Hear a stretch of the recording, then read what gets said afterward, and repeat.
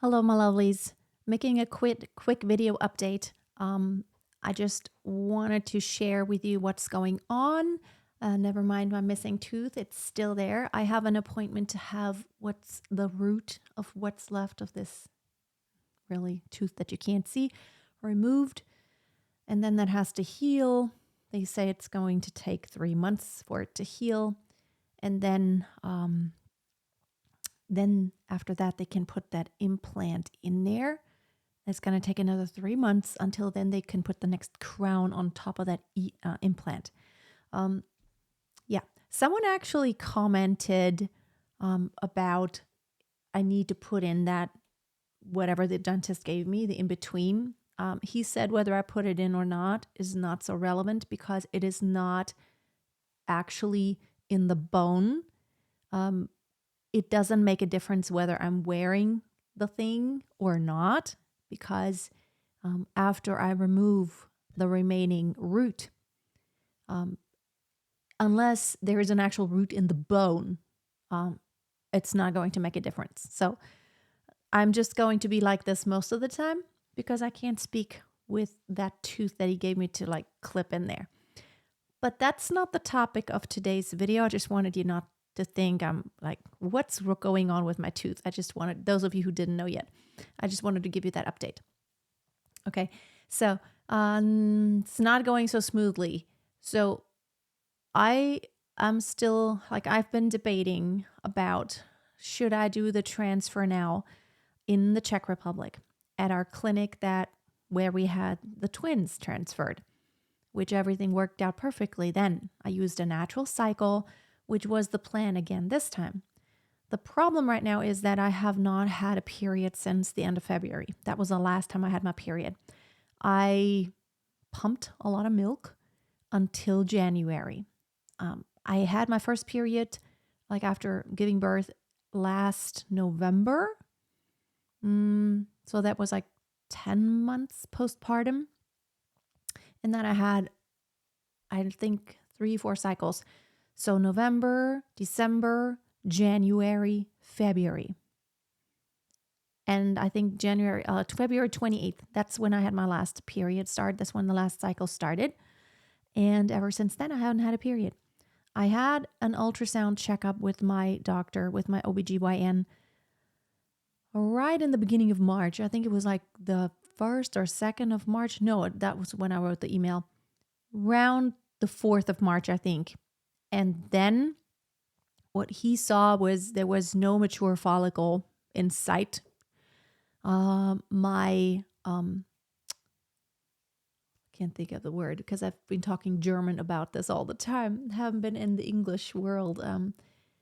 The lining, the uterine lining. It was not high enough, but it was trilaminar and it looked healthy and good, and everything else looked good. No cysts, which is all good. But my body is just not, he said, like, I'm still in mommy mode because, of course, twins are a lot. And I guess my body is still thinking I wouldn't say stress, but it's a very demanding job being the mom of twin toddlers. And they're now 15 and a half months old. Yes, I have to always run after them. Sleeping wise during the nighttime, it's okay now, but it's just been crazy. For the past month or more than that, always at least one child has been sick, and it's crazy. So it was Lola, and then it was Emil, and then now my older daughter Romy, she has been sick. It's the 2nd week. She had this really bad cough. Then the cough got better. Then her nose was all messed up. And then the cough returned after I got onto her about this, but she ran around outside. It was quite cool. The sun was out, but the wind was cool. And she had like something very thin on. I'm like, come on, you got to wear your jacket. And she was, doing inliners, rollerblading outside with her friend. And I'm like, no, you need to put on something. And she's like, no, I'm okay. I'm hot. And I'm like, yeah, especially if you're sweating. But maybe that's why her cough returned and it's been so bad. She has not been in school all week because she also ran a fever a couple days ago. So needless to say, it's been a little crazy. I have not been getting a lot of sleep, but it's almost like my body is used to it. So, I've been always up at night. Like then after the babies sleep, I come back, I check on my daughter and, took her temperature and see what she needs and gave her, coughing medicine, um, making her tea. And then last night, Emil ran a fever.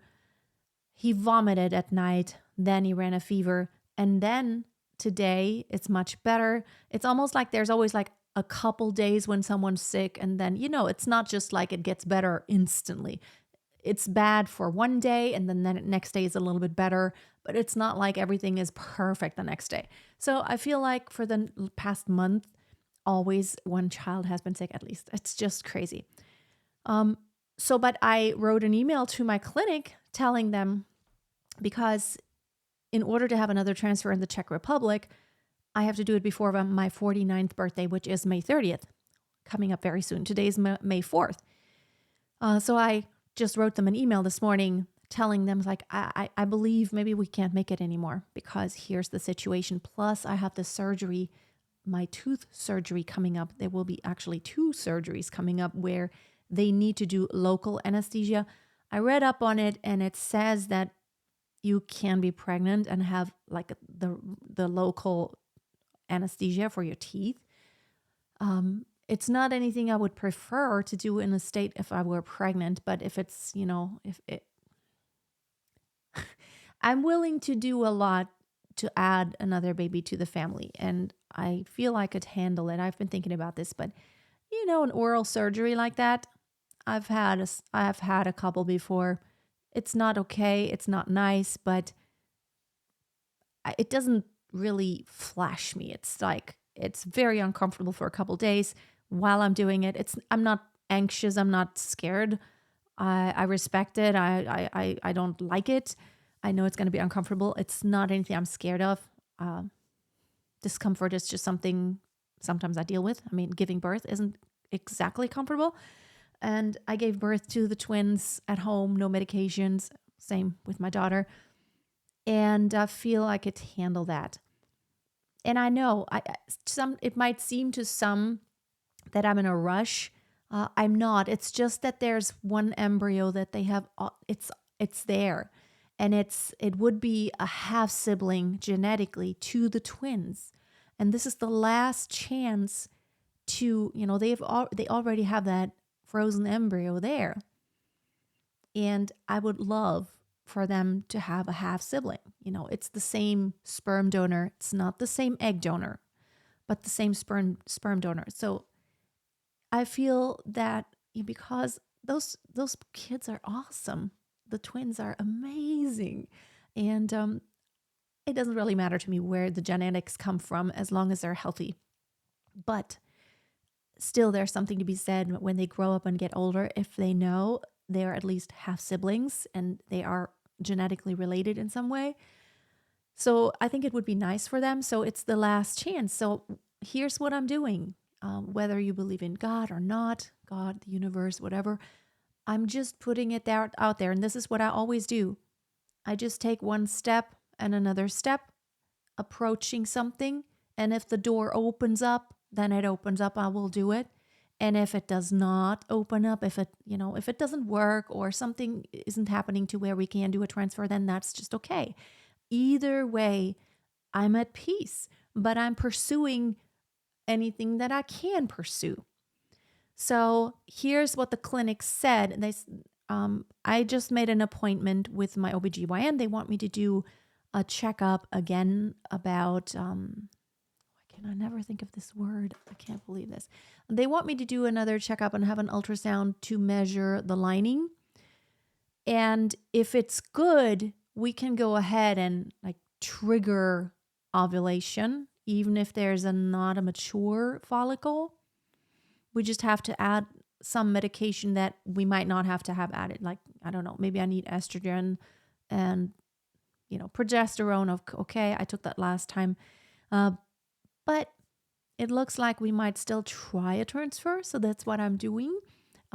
Monday, I just called the doctor. Today's Thursday. They don't have an appointment till Monday. That's fast. It's really fast. They're always full. They're always filled up. So Monday, I have an appointment in the morning, 11:30, to have that done, and then we will know more. Here's what I will do if, if the lining, well, they say if the lining is not good, if it's not hot enough, then we're going to have to trigger a period to where, I bleed and then everything comes out, and then we can build from there. But again, it's less than 4 weeks, just a little less than 4 weeks time. So I guess we'll find out. And if everything does work out to where we can trigger ovulation and the lining is good enough for that, I feel mixed. I have mixed feelings about that, because I believe that using natural processes is, of course, always the best way to go and the most likely to work, because there's more going on than we see on the surface than we might be aware of. Even science, with all that it has, found out, we are not aware of some details that are still happening when something happens the natural way. However, if I'm not going to have the best, I'll take the second best. I'll try it. On another note, I have been working out 5 days a week at least for this is my 4th week. I feel awesome. My diastasis recti is getting so much better. This is making all the difference to work out every single day. And I'm not just doing workouts for diastasis recti. I'm doing a full body workout. I'm modifying a few exercises where I feel I'm putting too much weight on my ab muscles. Not really doing full planks yet. I did it yesterday, but I really focused on deep core breathing while I was doing it. And I checked down here. I didn't see a lot of bulging, so that's good. Next week, I have an appointment with my midwife also. I talked to her, and she's aware of the fact that I want to try it again. And, if there's anything natural that I can add to the regimen to encourage my body to, get into the swing of natural things and not natural ovulation, then I want her help. But, of course, now we have the time pressure. If I do not have another transfer in the Czech Republic, because we can't make it date-wise and because it just doesn't look like it's going to work, then what I will do is, there are several other countries that are an option. Spain is a good option. Prices vary largely. Now, the Czech Republic, I have to say, is really much on the cheap side. One embryo, let me actually go ahead and check how much it is for my clinic, because it's ridiculously cheap. Okay, it's 1,500 euros for one embryo. That's ridiculously cheap, I think. I have not found any place that's cheaper. The 2 embryos are for our twins. It was our twins, not for our twins. When we had the twins transferred, it was 2,800. So it's not double, but I'm not doing a double transfer this time. I'm doing a single, because I feel really, I'm actually thinking about having 2, but this time for this clinic, we only told them we're going to have 1. So that's what we're going to do. We're going to try 1 embryo transfer. If I have even 4 more weeks of working out consistently every single day, I feel I'm physically in a good place. And also, last time when I was pregnant, I kept working out until I was 33, 34 weeks, even with the twins. I couldn't even move at night. I couldn't even roll around in bed, but I still worked out. Modified, of course. I did what I felt was okay for my body, but I feel if I just have a singleton, I might be able to work out maybe until the end, do a little bit more to keep myself fit to combat some of the symptoms, even the blood pressure thing, which toward the end of my twin pregnancy was, it was there was a couple days when it was just really high. And then I took I did some things and it really did help. I don't remember again. It's I took a few things, including cinnamon capsules. It was one of the things. I don't remember anymore, but my blood pressure was okay in the end. So, and like I didn't have any of the really horrible stuff. I did really have swollen feet. I did have that. Um, and again, there are things that can be done to prevent it to get really bad. So that's my update. I need to wrap it up. I have like literally so much work to do, and if we are doing this transfer, I'm really putting the pressure on because there's a lot, like for my business, there are a lot of things happening, but it's all a matter of preparation. I believe I can do whatever I want to do, and again, whether you believe in God or the universe, I believe that the doors that need to open will. And if they don't open up, then that's not the way I need to go. Then I'm going to do something else. And I'm okay with either direction. I'm okay. Really, I'm at peace. Even if I don't have another child, I'm at peace because then I probably would take in a foster child maybe in a year's time or so. I would probably be ready again. It's like, even if I have the transfer, it works out and I do get pregnant, it's going to be 9 months until the baby's born. So then by that time, the twins would be beyond their second birthday, which I feel then it makes it all easier. So y'all are blessed. Have a great day. Talk soon. I'll give you an update.